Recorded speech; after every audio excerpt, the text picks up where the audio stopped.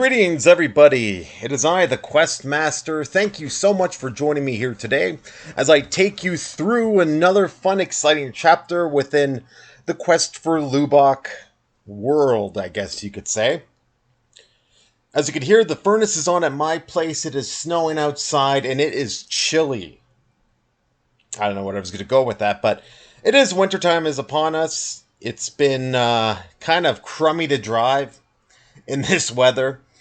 It's yeah, the weather's not nice, and I've got 6 months of winter upon me. Well, upon us all in Canada. And with that being said, thank you so much. Like, comment, subscribe. And in this video, I'm going to talk to you all about the Mage's Hall. Now, this is a huge portion of the game. It is something that I've actually been working a lot on this week. I started around, Tuesday, and I finally finished it off yesterday with some tweaks and fixes here and there this morning, actually. So it's actually a really cool concept, and I really hope you guys all enjoy it. Now, going through many of the worlds within Quest for Lubok, the story, the elements, and that's my dishwasher in the background, but the one thing that is missing from this game, if you ask me, is something with the fantasy element. I love the fact of, there's mages and ghosts and giant creatures and monsters and all that fun stuff like fishmen. It's a lot of fun to have that stuff in this game. And being able to have a Mage's Hall within it is something truly amazing because, in my opinion, when you're making a fantasy exploration text adventure game, and that's the genres that they're in. It's something that needs to be in there. Like, this isn't like your typical Merlin's castle kind of like old wise sage kind of thing. No, this is near the hillside, north of the hillside. You go there, you cross that suspension bridge, and there it is. It's floating in the clouds. It's floating in the clouds. And the thing about this whole area is that you can look out and see a vast, beautiful landscape. You could see the earth below. You could talk to the mages who've been wiped off. Like, the majority of them were wiped off the face of the earth. Because the whole concept of these mages is that they were able to see the future. They were able to help people in their everyday lives. They were able to help crops and farmers. But they failed in seeing the rising of Prince Lubok. And with that, that's what happened. And then they all wound up, most of them getting eliminated. But there's a twist, though. Within this area, you learn from many of the mages, like Mage Zinnik, Heffen, Wath, Bunlo, Rupus, Lucian, that out into the east, there's a small group of mages also working on rediscovering the gateway. The gateway is an interdimensional kind of not interdimensional, like a time space continuum type thing, where you could go through it and go back to a different time. They've been trying to find this gateway to reverse the effects of Prince Lubok and destroy his reign and return the world within the game to what it was before the destruction of it all. And it's something that I'm really, really loving because it is so much fun to be able to, have mages, and there's a Hell Guard. What's a Hell Guard, you ask? I don't know. It's a creature created by the mages to protect them from outsiders. But the one thing is, though, the Hell Guards are able to see into the player's mind, right? So if an intruder came in with ill intent, the Hell Guard would be able to read their minds and then attack them and vanquish them. But the Hell Guard doesn't attack you. It just ignores you because it knows that you're good of heart. You got good intentions. You're just passing through. And within this hall in the sky, you're able to wander around and meet with several different important characters in the game that fill you in on what's been going on. They talk to you. They want to be able to, enlighten you so that you don't fall into the trap of Prince Lubok. Prince Lubok is his whole goal is to enslave everything. And within this one province of the game, this game's going to be made up of several dozen provinces. But within this one province of the game it was almost like the last bastion of hope.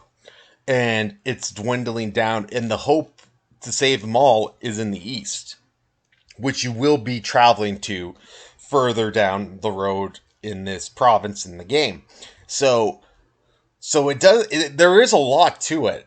It's a vast world. Like, so far what you've seen, what is it, like 1,648 rooms so far, is this one small portion of this province, which is just a small portion of a bigger world.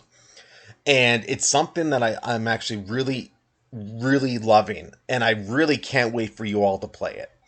I will be posting the source code up on the GitHub very soon. It is something that I will be updating right away. Well, today or tomorrow I'll be doing it. But it's a lot of fun to play. And what you're seeing now is footage of me exploring the world, being able to show you what I've got so far. And I might, you know what, depending on the feedback, I will release the .exe version, because I know a lot of people, because it's written in BASIC, right? And a lot of people don't have the time to, figure it out. So I might as well, if you're courageous enough to trust the .exe file, go for it. The original, my previous version is up on there as .exe, so go check that out if you want to play it online on questforlubok.org. You could see the play online little tab there. Click on that and you could play an old version of the game. And it's just so much fun to be able to take apart a world such as this and show you all what it's capable of. A lot of people actually were coming up to me. By coming up to me, I mean like just asking me questions online. This should be a book or whatever. And I'm like, books are all right, in small doses, right? I don't mind books, like Choose Your Own Adventure books. Those are pretty fun. But like a game like, a story like Quest for Lubok really should be told as a text adventure, because that's what it's intended to be. It's a very simple game where you go down many different rabbit holes and you find many different problems, and you're just basically an outsider. You're just the one person on the outside looking in. That's what Quest for Lubok is. You're exploring this world, this unforgiving world, and you're just there to learn about the lives and the history, and basically you're untouchable. And that's what it is. I can make this game extremely hard and throw in a bunch of bad guys that kill you within one go. And, halfway through the game, like so far, let's say you're in room 952, you could die, and that'll be it. And then you gotta restart all the way from the beginning? Come on, that's not fun. Games like that aren't fun anymore, It's like, look at all these AAA games. They're so boring. Autosave every, 30 seconds to a minute. Like, why is it like that? You shouldn't have that. When you start saving games, when the computer starts saving games for you every minute or so, it doesn't become fun. It becomes very tedious, very hand-holding, and very talentless, and very, it's just not fun. Games are supposed to make you think. You're supposed to have to use your imagination and all that fun jazz, Nowadays, it's all boring. But with this, I feel like I'm able to actually open up and show you all what a real video game is supposed to be all about.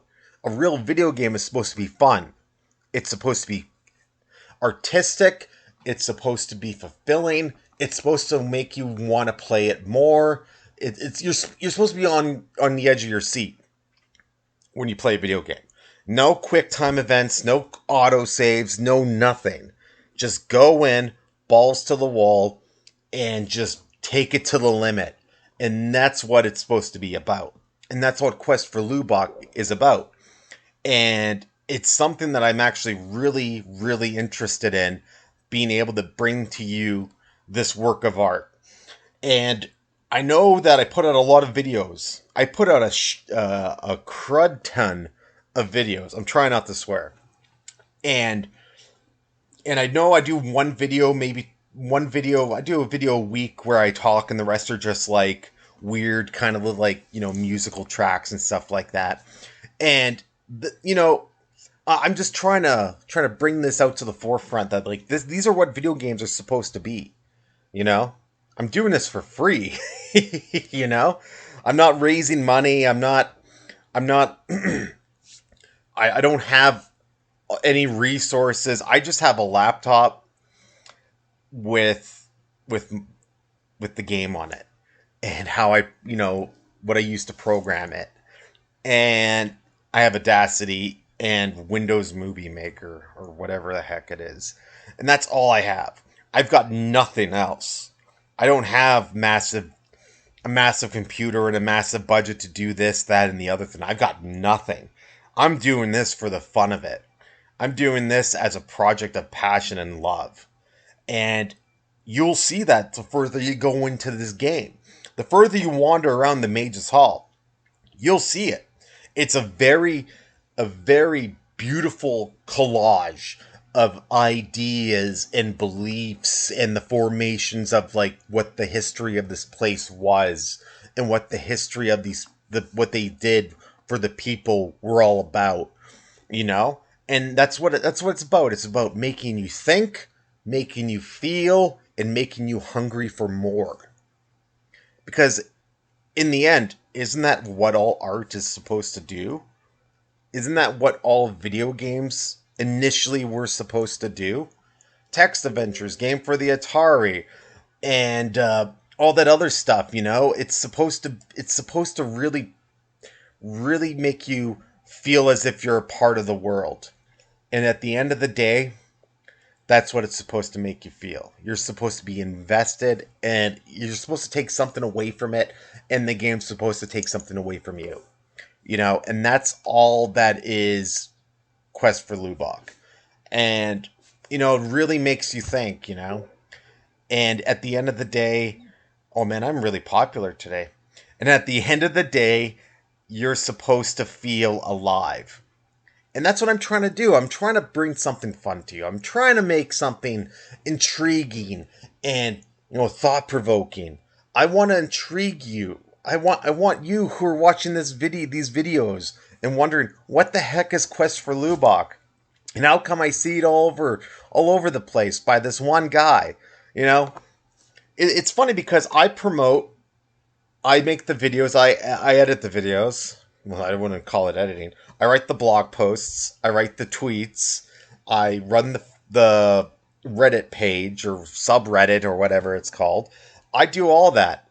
One person who works a full-time job with a family and kids and a cat.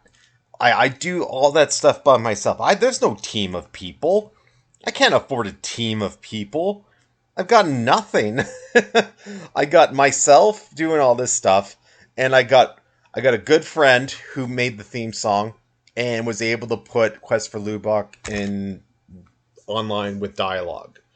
I don't even know how to even use dialogue, but this is a project that I really hope people can get into and people could really enjoy, because at the end of the day, I'm just trying to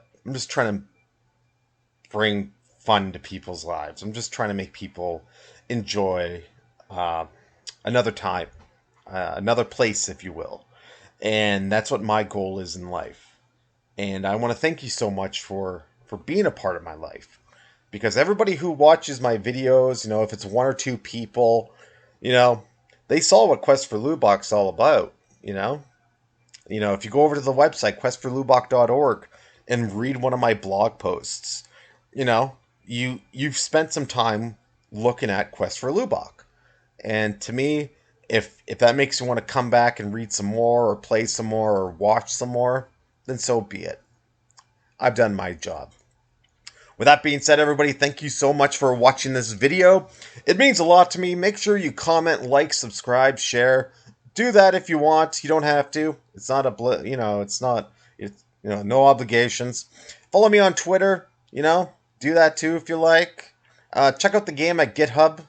The link is in the description below, I believe. And with that being said, good day, and I'll see you next time. Until next time, adventurers. See? I don't really edit this stuff. Until next time, adventurers, take care and Godspeed.